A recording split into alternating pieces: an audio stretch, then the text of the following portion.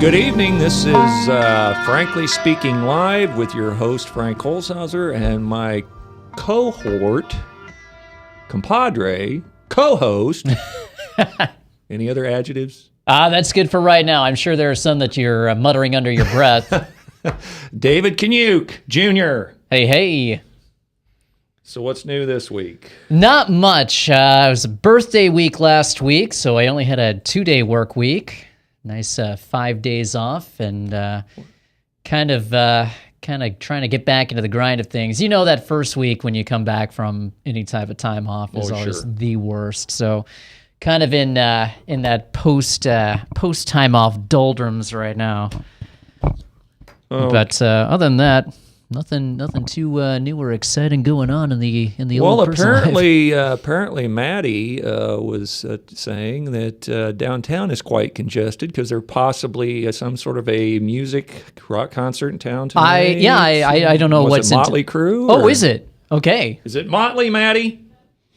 Is it Motley Maddie or Motley Crue? Motley Maddie. Oh, wow. Well, as again this week, we're going to have to flip our normal producer Ryan some business. That's okay because we got the lovely Maddie in the booth producing for us this week. Now I heard Ryan's in a Guatemalan jail. Well, actually, I talked to him today, and he's in California. Oh, really? Yeah. So a Guatemalan jail. California. Maybe he's out there in Murray. Well, you know what? With all the kids that are being brought over the border right now, it's pretty much a Guatemalan jail. He's down on the border crisis. Yeah. He's going to give us a live report. That would be great. Well, let's get the show started. If you would like to join the conversation, and I would encourage you to, call us toll free. 855-244-0077. And if you're in the Des Moines area locally, leave off the 855. Well, we've got a number of things that I want to talk about this week. The Israeli-Arab conflict. I want to talk about the photo ops, the border situation, the IRS. But I want to first mention, just for giggles here, many alleged, and I use the word loosely, alleged, clergymen of the gospel are tossing in the towel on gay marriage. They see it as if you can't beat them, join them. They want to view it from a cost-benefit analysis lens. Well, if you have a Webster Bible Dictionary, look up these words: husband/wife, bride, groom, adultery, divorce, cleave yoke, wedding, marriage, consummate intercourse, sodomy, rape. Institute is to originate or establish a custom and a law, so marriage and the Sabbath were both meant to endure time, and for what God hath joined together, let no man put asunder. See, I've been called narrow-minded. Well, broad is the path to destruction, and narrow is the path to life. For there is a way that seemeth right unto man, but the ends thereof are destruction. You want to get cute and play at the word, twist it to suit your means, you'll do it at your peril.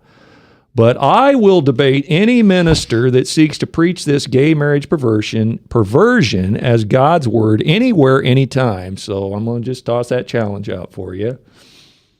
You want to come on my show, get in contact with me, send me an email or whatever. Anybody's listening that wants to debate the gay marriage situation and you've got an opposing view, you're welcome. Secondly, I just wanted to mention, David may agree with this, according to the word, a good woman is more valuable than fine gold. And if you don't believe that, take a look sometime at any show that starts with Housewives of or Mob Wives from.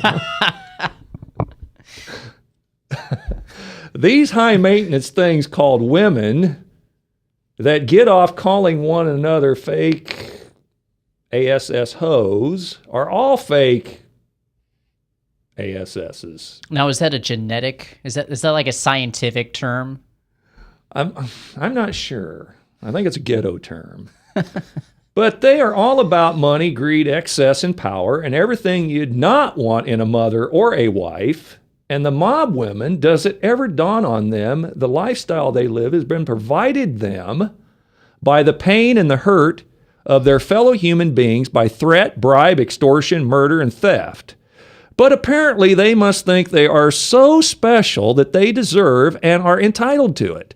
What talent do any of these women have but a landing strip and fake boobies? The catfights are stupid, fake, and humiliating for those who participate. A good woman is hard to find. If you have one, take care you don't lose her. Do I get an amen on that, brother? You're going to get an amen on that. Yeah, preach it, Frank. Yeah, I mean, I stay away from those shows personally. They call it TV programming for a reason, because they do program your behavior. And the ever since we had Survivor debut in 2001, which was basically an extension of MTV programming that was going on back in the 90s with what was that show that they used to have? I think it was Real World. Yeah. So MTV, Survivor was basically kind of an extension of Real World. And this is an observation I made back at the time, was that they were trying to push this so-called reality-based programming as a way to kind of destroy society in a way, so to speak. Sure. It's basically reprogrammed people. This reality TV thing, plus the rise of social media and everything like that, it's kind of reprogramming people into thinking that they're in their own little TV world, that they're the center of attention, they're the center of the universe. Well, are we setting up for Nero and the lions and the gladiators in the Colosseum again? Man, we're getting close to that. I think we're getting close to blood that. sport. Yeah. I think you're absolutely right. Well, let's get right into this and get going here, because we got a lot to cover. Imagine that Texas was lobbing missiles into New York City. Do you think for a second that the U.S. would hesitate to invade Texas with ground forces or drone attacks? But apparently leftist liberals believe that Israel doesn't have the right to self-defense. Now, I want to make clear as a right-wing Bible-thumping conservative that I don't believe that Israel has any role in Bible prophecy, but we'll set that aside for the sake of this argument, because Dave and I have got some different thoughts on it. But the thing I want to get into is Israel and the Palestinian conflict. I have little sympathy for Israel, but I have a whole lot less for Palestine, Islam, and Muslim Arabs. If Israel had not fallen into apostasy, no one, I repeat, no one could touch Israel. But saying that, the people do have a chance as any other to accept Christ, so they need the right to defend against these godless infidels in Gaza that seem to be making sport out of lobbing missiles into, as far as they possibly can, into Israel. But liberals love to bash Israel and loathe to condemn Islam. But where the real war on women is raged. Lord, I hate liberalism. They just can't use the brains God gave them. What's the solution? Is there a solution to the Israeli-Palestinian conflict? Some people, as Joe Biden, the crazy uncle in the basement, has advocated a two-state solution. But here's the problem, in my estimation, with the two-state solution. It's like putting a scorpion and a rattlesnake in a glass cage. Mm-hmm. Something's going to die. You can't have these two people under the same roof. Why is it that Israel is always expected to use restraint? They've got to exercise the restraint. We never say anything to condemn the Palestinian activity. It's always... Right. I don't know.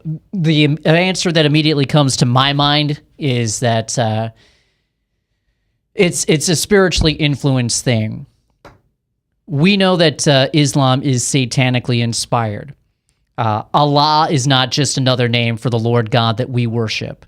Allah, if you go back through history and study the origins of Allah, that is actually a moon demon. He was basically a god of the moon. It was demonically inspired. So I guess the point that I'm trying to raise here is that demonically inspired, satanically inspired people, and this isn't, people who are just overtly worshiping Satan, but people who have this evil influence that is at the subtext of their lives and are in these positions of power, they are rooting against God's people, Israel. They're rooting against the Jews. It's the same spiritual influence that inspired Hitler and the Nazis and anti-Semitism and everything throughout the entire history of mankind. Satan has always been against God's people. Now, I know that you have a little bit of difference of opinion whether or not the Jews are still God's people, and I think we should save that for an entire show on its own. Exactly. What Israel's role is in the end times, because it is a very significant role. So I think it's all a spiritually influenced part of the end times plan, is to get these people at war. Have you ever heard of Albert Pike? Yes. Okay. I looked him up on Facebook, or I looked him up on Wikipedia. he was a little bit before Facebook. Yeah. Well, I mean, I saw his name. You put something on Facebook, and I looked it up on Wikipedia. Yeah. Okay. So for those of you who don't know, Albert Pike, he was a Confederate Civil War general. He's the only Civil War general of the Confederacy to which there is a monument built in Washington, D.C. He was the person who kind of reformed Freemasonry back in the 1800s. He reformed it into the Scottish Rite of Freemasonry. He wrote the Freemasonic Bible, basically, called Morals and Dogma, and you'll find this at in any Freemason lounge. Hang on just a second, my phone is ringing. So you're gonna find this in any Freemason lodge across the country, Morals and Dogma. He was a devout Satanist. This guy was an actual guy who said that he could summon Lucifer at will. He wrote a letter back in the 1800s to Giuseppe Mazzini, who was the head of the Italian Illuminati. And he talked about 3 world wars that would have to take place in order to bring about the Masonic savior, who was Lucifer. So in this letter, and you can go look this up on the internet, but he talked about the First World War had to be brought about in order to permit the Illuminati to overthrow the power of the czars in Russia and of making that country a fortress of atheistic communism, etc., etc. Let me go to what he said for the Third World War. And there is a lot of debate over whether this letter is real or not. I first saw this letter about 10 years ago, so even if this was written in 2003, 2004, it's still pretty accurate. For the Third World War, he said that it must be fomented by taking advantage of the differences caused by the agentur of the Illuminati between the political Zionists and the leaders of the Islamic world. The war must be conducted in such a way that Islam and political Zionism, which is the state of Israel, mutually destroy each other. Meanwhile, the other nations, once more divided on this issue, will be constrained to fight to the point of complete physical, moral, spiritual, and economic exhaustion. We shall unleash the nihilists and the atheists, and we shall provoke a formidable social cataclysm which in all its horror will show clearly to the nations the effect of absolute atheism, origin of savagery, and of the most bloody turmoil. Then everywhere, the citizens, obliged to defend themselves against the world minority of revolutionaries, will exterminate those destroyers of civilization, and the multitude, disillusioned with Christianity, whose deistic spirits will from that moment be without compass or direction, anxious for an ideal, but without knowing where to render its adoration, will receive the true light through the universal manifestation of the pure doctrine of Lucifer. Brought finally out in the public view, this manifestation will result from the general reactionary movement which will follow the destruction of Christianity and atheism, both conquered and exterminated at the same time. So even if there is a disagreement over whether this letter is real or when this letter is written, we see that the world powers are following this plan of pitting these different religions together, or pitting them against each other, while trying in the background to kind of stir the pot of a one world religion and bring that up eventually as something to replace the religions of old, Judaism, Islam, Christianity, and even atheism itself, because these people who claim to be atheists, like John Kerry, et cetera, these people are not godless people. They do worship a God, and that God is Lucifer. And I know that's getting very, very preachy, but I believe that is at the backbone of everything that we are seeing today. Well, my take on that a little bit is this goes back to David and Goliath. And as far as I'm concerned, I look up in a Bible dictionary, and it says exclusively in a Bible dictionary, expressly, I should say, Palestine equals Philistine. This is the age-old conflict amongst God's people and basically the infidel. And they can proclaim Allah, they can proclaim they're godly, they can proclaim whatever. But the point is that I read somewhere that of all the nations that came against God, the nation of Israel, whether it was the Edomites, the Ammonites, the Amalekites, the Moabites, the Philistines stood alone as the single worst thorn in the flesh of Israel, God's chosen. And that battle has never stopped.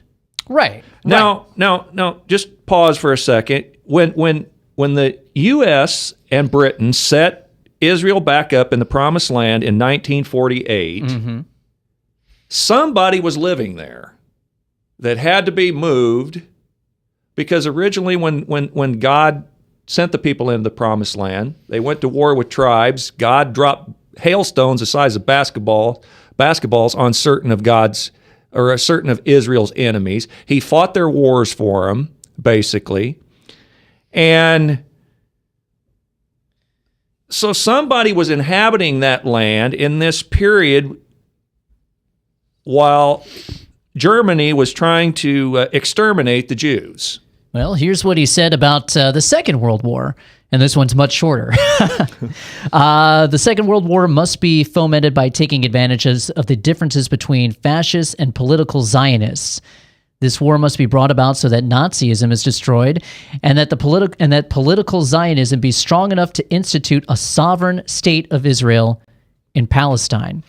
So I think in 1948, the Rothschild-inspired drawing up of the State of Israel, this is all part of that plan, and it's all leading to a third world war, which is utterly going to destroy the world, make everyone stop believing in God, and then they're going to have this great Savior come down, seemingly like God coming back on earth, and that is going to be Lucifer.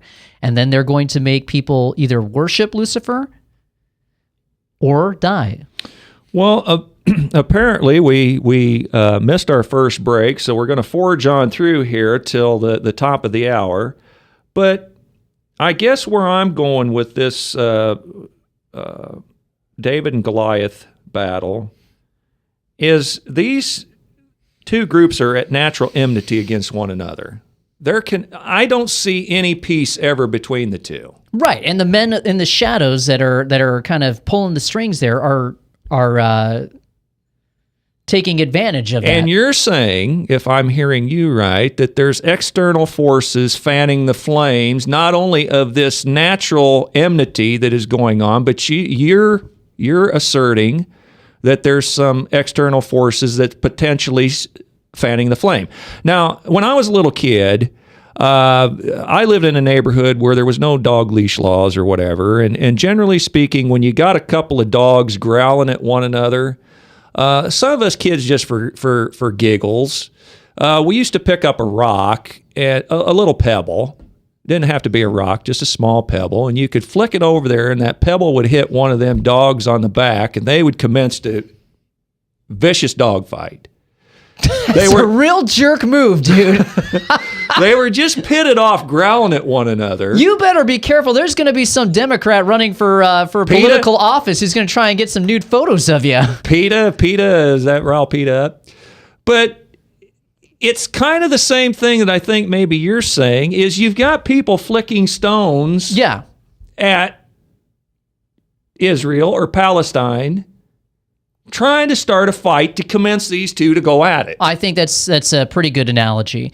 My question behind all this, and I don't question Israel's right to defend itself. If they got people who are throwing rockets over them, yeah, you knock those people out. My question is, why is Hamas suddenly stepping this up? I mean, what's the triggering mechanism for them to start throwing rockets over at an increased rate? Well, it seems like every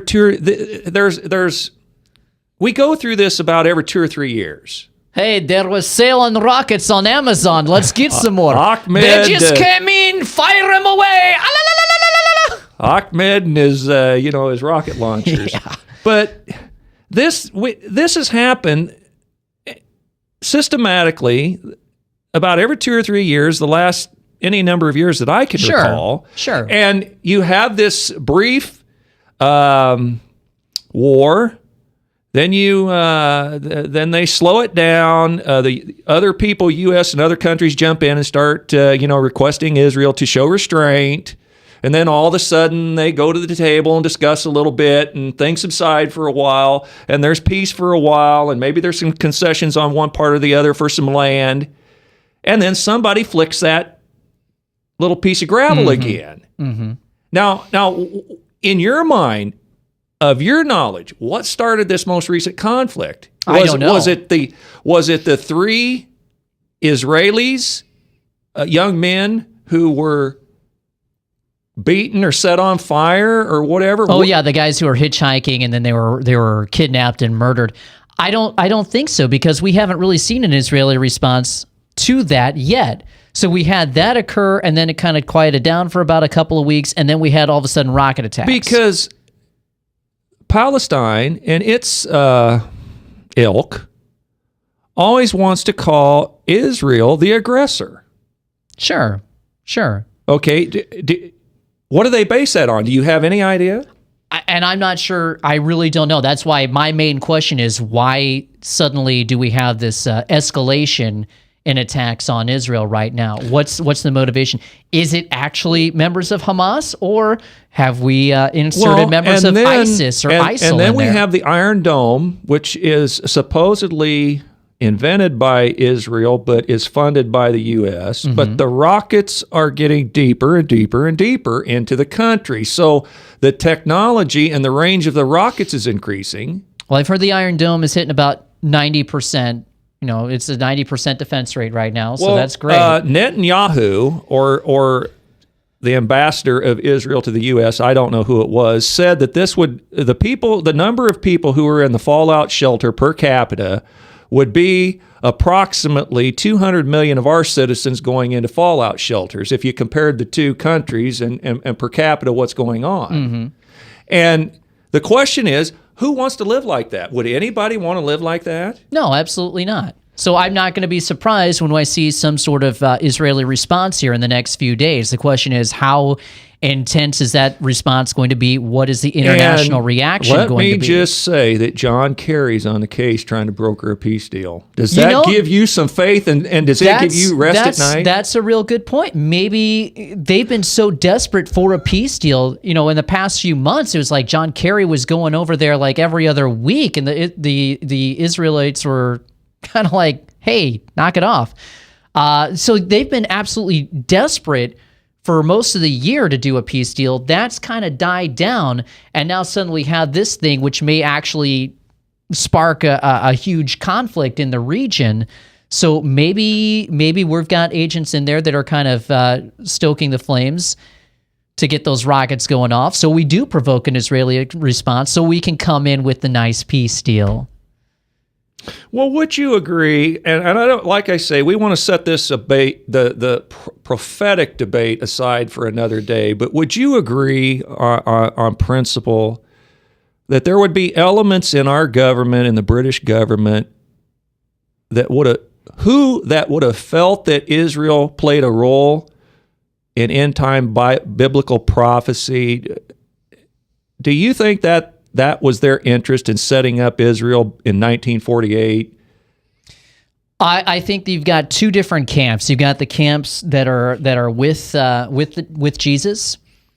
That yes, they wanted to set that up as the return of the Jews to their land on the good side of prophecy, and then you had people who were not with Jesus, people who were with Lucifer, and who want to use that as the catalyst for the Antichrist to come and make himself known in the third temple. Would you agree that a lot of our foreign policy, whether it be just a general Mideast foreign policy, the wars we get involved in, the proxy wars, the battles,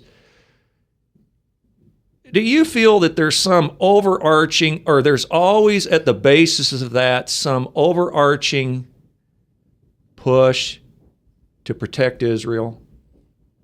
Yeah, I think so. I mean, whether it be our conflict in Iraq, Kuwait, Turkey, Afghanistan, I mean, because Joe Lieberman, obviously a Jew, there's some strange people that you wouldn't think are Jews. But Dick Morris, well, the Charles Bible also says, Krauthammer. watch out for those people who are, Jews in name, but not really Jews. Sure. But what I'm saying is, do you think the overarching basis or foundation for our foreign policy is sometimes a covert protection of Israel because there's some in the government who believe that Israel has to survive for biblical prophecy to be fulfilled? I would say yes.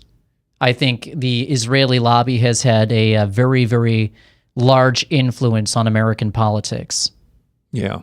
Well, I agree with that too. And I've posted something on Facebook if anybody would like to read it, my thoughts about the prophecy, but we'll dedicate a show to that in future weeks to basically talking of David and I's differences about Israel and prophecy. But for the sake of tonight, there was one other thing I wanted. There was another, and David and I will probably disagree on this too, but I'll toss this out too. We have a crisis in this country, and my solution may bother some of my libertarian friends. I would assume you'd consider yourself libertarian. Try not to put a label on myself. Okay, fair enough. But something has to be done. First, we have to control our southern border, and it's apparent Obama won't. And I say it's time for the border state governors to order their reserves or National Guard troops to shut the border down, and I mean shut the border down.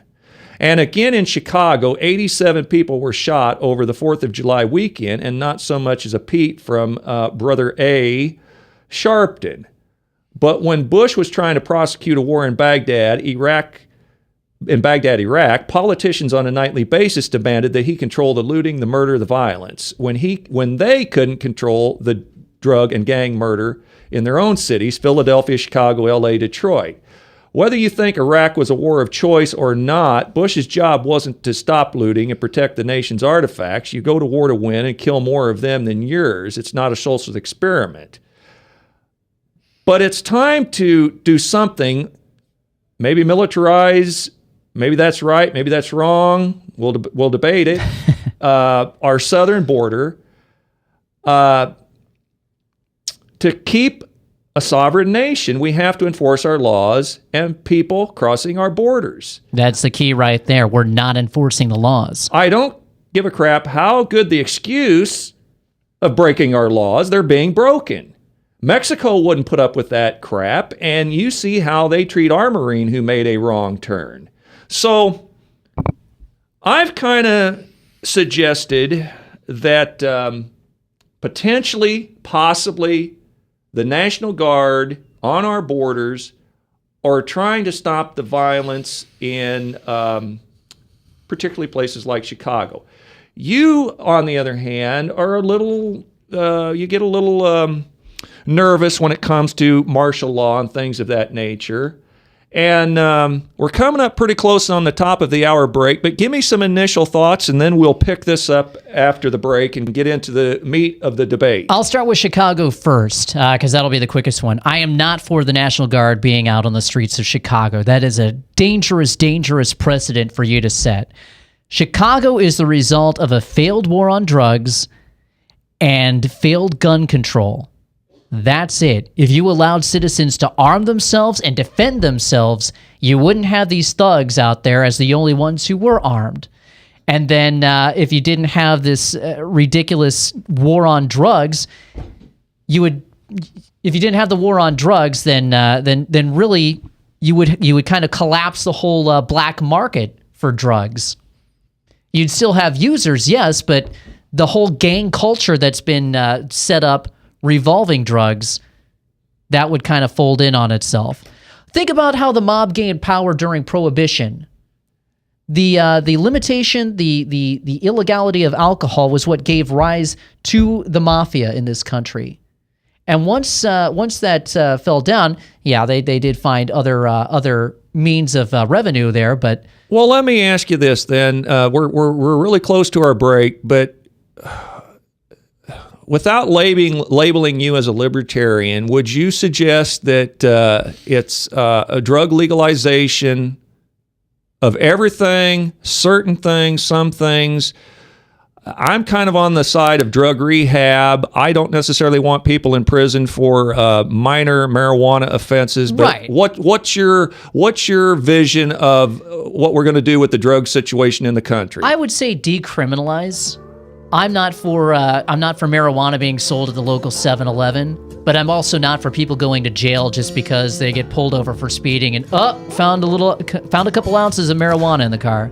That's ridiculous, and it's given rise to the militarization of the police. Okay, well, I think we kind of pretty much agree, but we're going to get into the meat of this when we come back from the break, and this has been Frankly Speaking Live with your host, Frank Holzhauser, and my cohort in crime, David Kanyuk.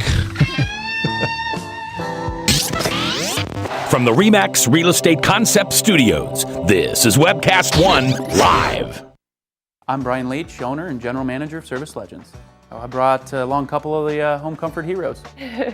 Hi, I'm Tammy Wells. I am Nick Wondershide. I'm administrative manager I am the senior technician from Service Legends. It seems like every good thing, when you feel it to the bone that it's good, there's a lot of hard work put behind it. I don't think that you can fake it and have it turn out good. You know, if we seem like, okay, that's just weird, it's just a furnace, why would you believe so deeply in a furnace? It's not just that, you know, we want to show the world that you can have good service.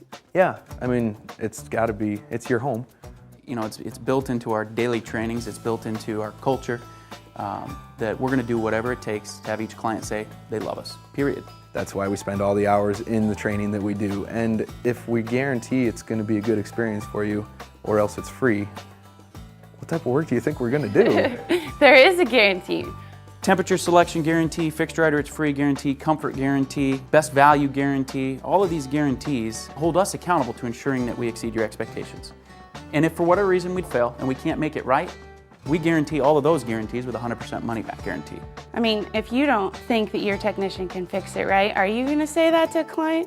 No. You don't have to worry about having a technician come to your house. We drug test, background check all of our team members. We put safe people in your home. Each and every one of our service techs, 400 hours a year in training. You tell it the minute they walk in the door. They know what they're doing, they've done their homework, and they actually truly care about what you want. Because at the end of the day, you're the person that makes sure I have a job. They're gonna be listening. They're gonna wanna know what your challenges are. Then they're gonna come and give you options, and you get to choose. If I'm there to help and I make it easy and painless, I did my job right that day. Well, when it comes to your comfort, safety, and your family, you know, you don't necessarily go buy the most expensive, but you get the most bang for your buck. Oh, it's worth it, because there's a lot of people that will find a way to get it to work right now and then leave and then come back, charge you again, and the cycle just repeats itself. So when I'm out there looking at the furnace, I want to find why it failed today. How can we change the part today with something that you're not going to have to worry about? Is it worth changing the part today? I mean, you can put a lot of money into a furnace. I can fix parts all day. There's good job security in that for me, but is it the right thing for you?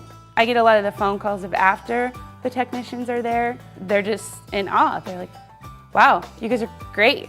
I mean, I don't even know what to say. You guys are great. Everything you did was perfect. It was great. Keep going though, I like this. Just give us a try. I'm gonna take all the risk. I've got the time to make this right. I've got the support to make it right. Just check us out. And if you don't see the value in what we do, I mean, fixed right or it's free or 100% money back. enough said.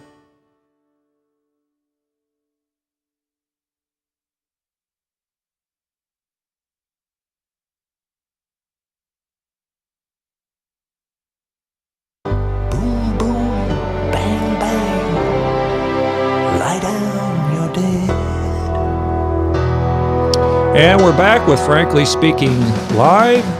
I'm your host, Frank Holzhauser, and my co-host, David Kanyuk.